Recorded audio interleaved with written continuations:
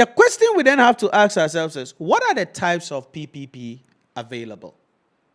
What are the types? So, yeah, we want to increase personal hygiene, prevent people from poo-pooing at the sea, in the bush, and all that, and build some toilets. So what are the various types of public-private partnership arrangement policies that we can go in for? Please stay with me carefully here. I'm going to take them in pairs. Then we will explain what they are.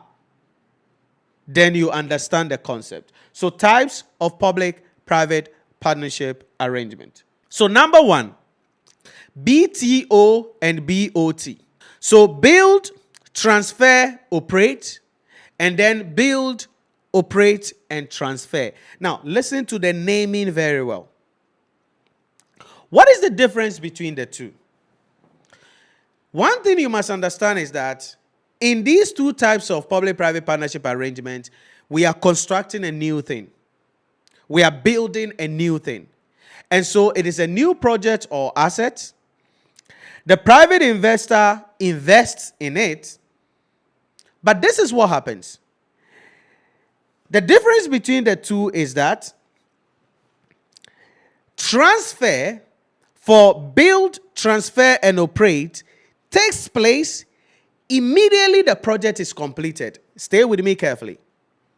So the private investor constructs the project. So it could be a road or it could be a hospital. And the build, transfer, and operate, when they finish building, they transfer ownership of the asset to the government of Ghana. Then the government of Ghana, in return, give them the right to operate it for a given number of years to recoup their investment. That is build, transfer, and operate. So under build, transfer, and operate, the asset is ready. The transfer in ownership of the asset occurs immediately the project is ready. Then the private investor is given the right to operate the asset for an agreed period of time to recoup their investment. But here is the catch.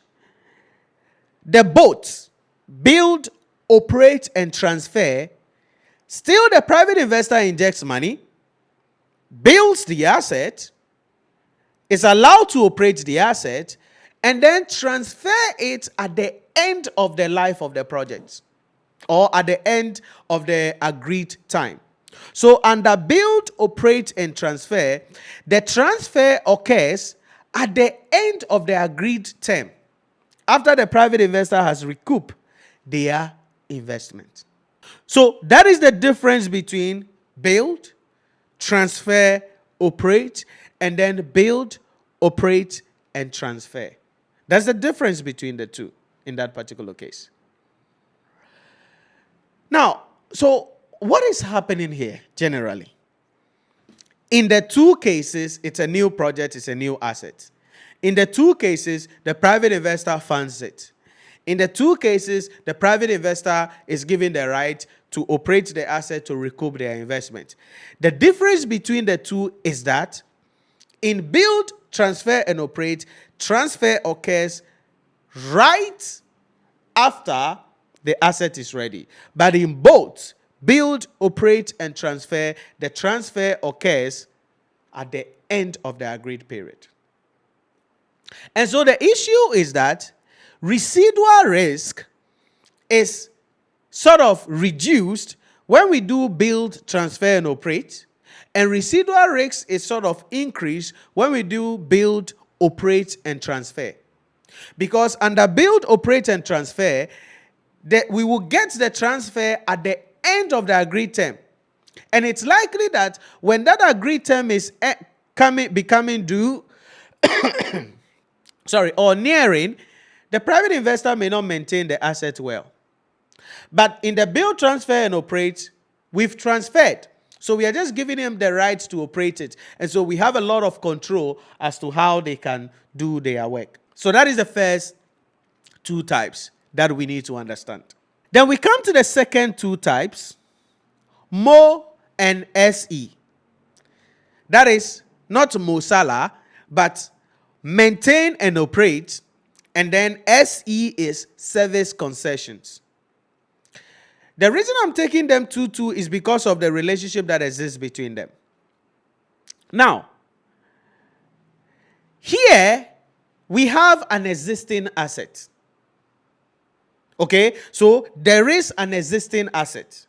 But the problem here is that the asset or the entity is not being managed well, or it is not operating at its optimum.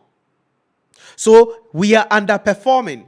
Efficiency is below what is required or what is expected. So the private investor is engaged to come and provide the public services so they can increase efficiency of the entity. So that is what is happening in maintain and operate and service concession. There is an existing asset, there is an existing business, but it is operating at below its capacity or not efficient. We bring in a private investor, a private entity, to come and provide the public goods or provide the public services and increase efficiency. Now, the difference between maintain and operate and service concession is that in maintain and operate, this is just like an agency relationship. So the private entity is just coming in to operate the assets, increase efficiency at a fee. So the government will pay the private entity to come and just take it. It's like I have a shop. Then I employ you to be the shopkeeper there and sell on my behalf.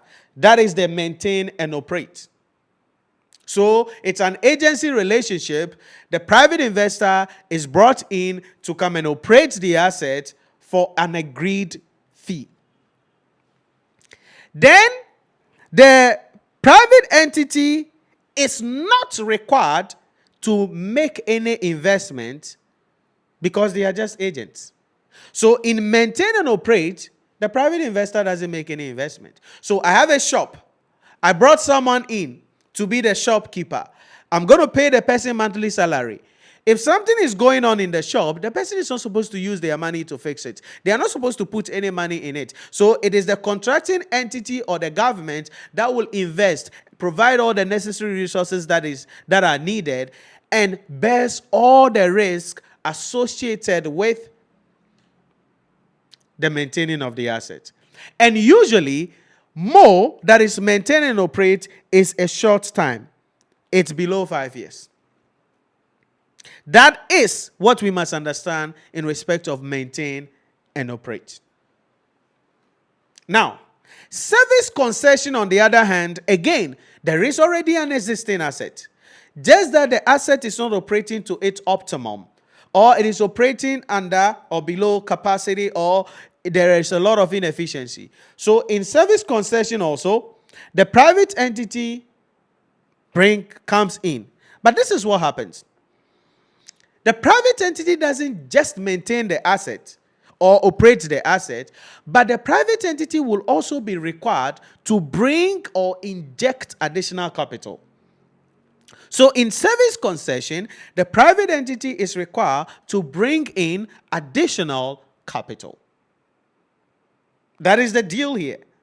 The private entity brings in additional capital.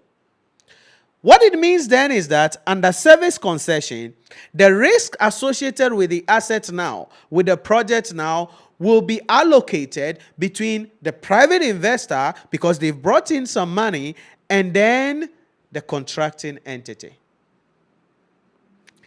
And so here, the private investor must operate the asset for an agreed period of time so they can recoup their investment. And usually, service concession will be a long period of time. This is what we mean by maintain and operate and then service concession. So those days under the previous administration, the Akufo-Addo administration, when they did that PDS thing so that it was a service concession deal. They were like, yeah, ECG is not operating to its full capacity. So they brought in a consortium, PDS, to come and take over ECG. And the idea was that PDS was supposed to inject some money.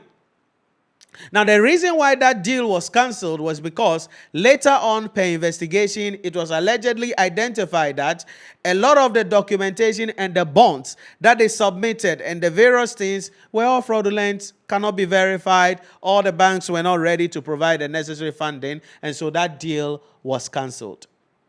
But that is service concession there for you. So, build, transfer, operate. Build, operate, transfer. Mo, not Mo Salah, but if you remember Mo Salah, then maintain and operate. SE, not Supreme Court, but service concession. Then we go to the third category of the discussion. The third category of the discussion. And that is boo.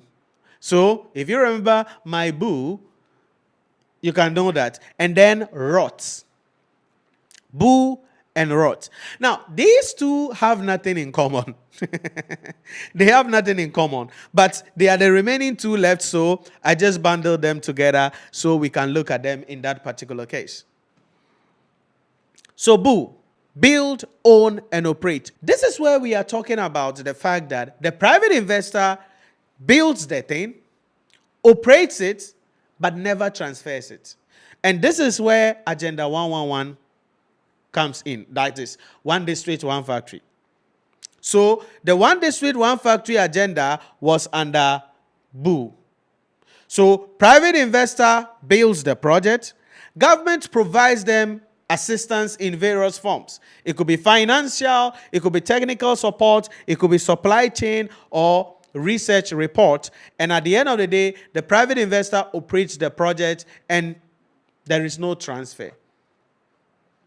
So the one district, one factory agenda, it was under boo. Build, own, and operate. And so under the one district, one factory, the way the deal was done was that, yeah, you have a business plan. Bring the business plans to the Ministry of Trade and Industry or Ministry of Special Initiative or Development at the presidency. They look at your business plan. If everything is good, government is going to provide you with various things. It could be technical support. It could be financial services. Financial assistance or their supply.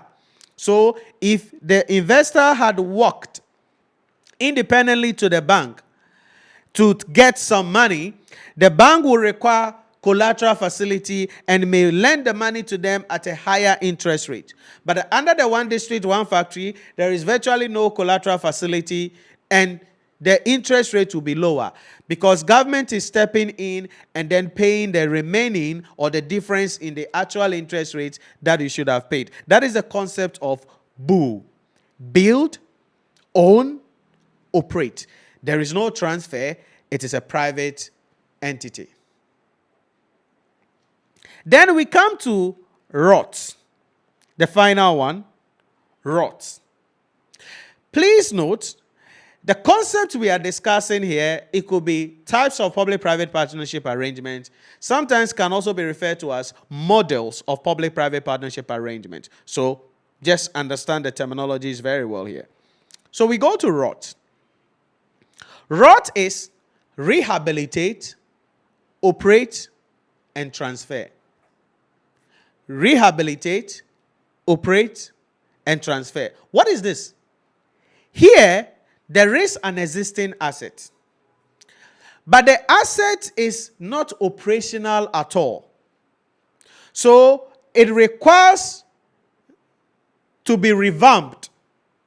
So, it is not operational. I need you to be careful with ROT and then SE, service concession.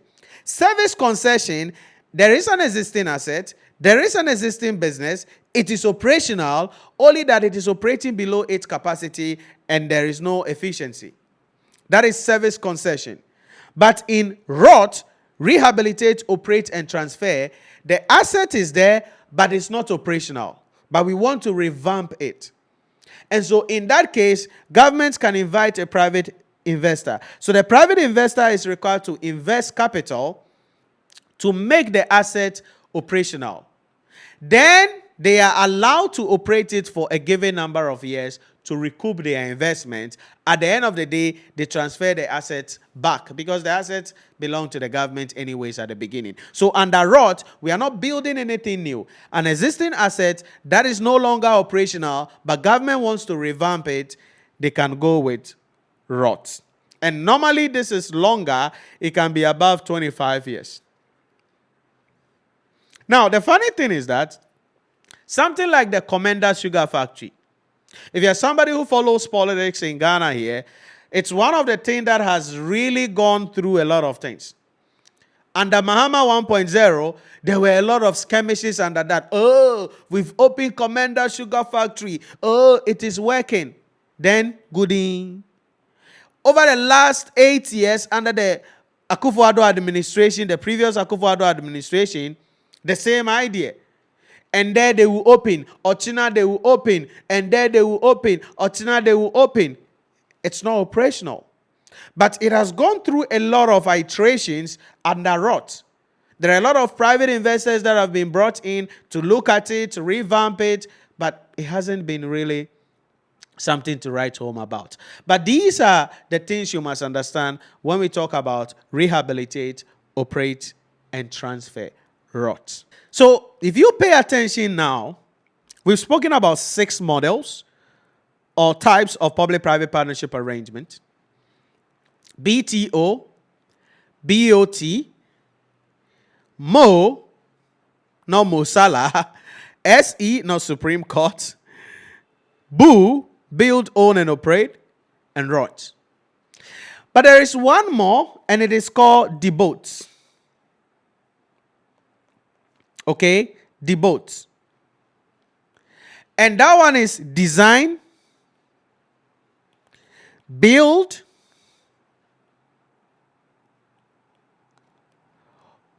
operate,